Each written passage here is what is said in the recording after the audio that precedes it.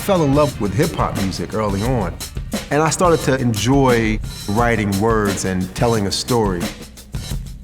My brother was a DJ. It's nice to sit there and watch the labels go round and around. Growing up, I was really involved in graffiti art.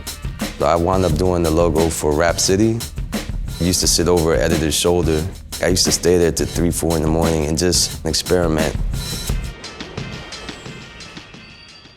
I was a music editor of Vibe magazine, and I was working on a story on the 10-year anniversary of Illmatic.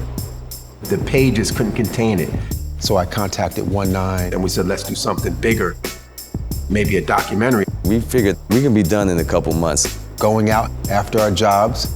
Let's just shoot a few people, we'll get Nas, we'll wrap it up, done. Originally, it was just about the making of Illmatic.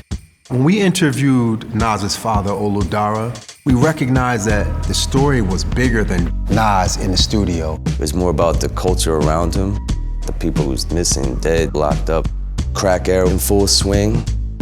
You felt the streets in that album. Set in Queensbridge and relatable to every hood. That's why it stands the test to this day.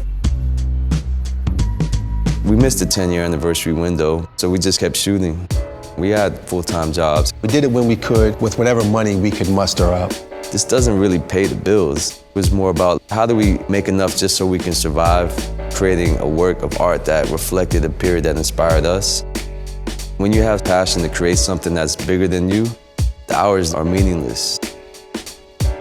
Early on, we put together a trailer. We sent it to his manager. He said, meet me for dinner. An hour goes by and nobody shows up. He comes in with Nas.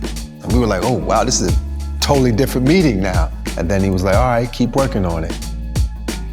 We eventually got enough grant money to do it full time. We were working on it with no particular end in sight. So those small victories is what kept us going all those times.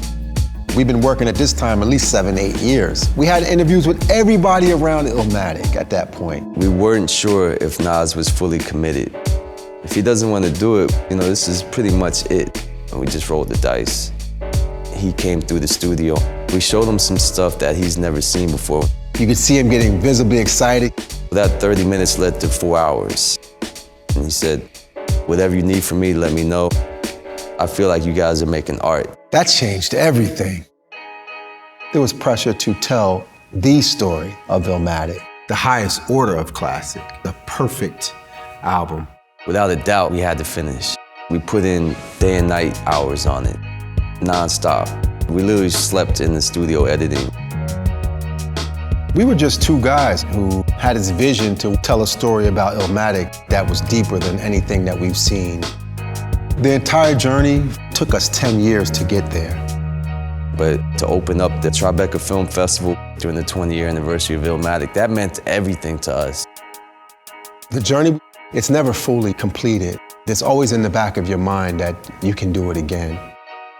It's a passion that moves through you that you can't stop.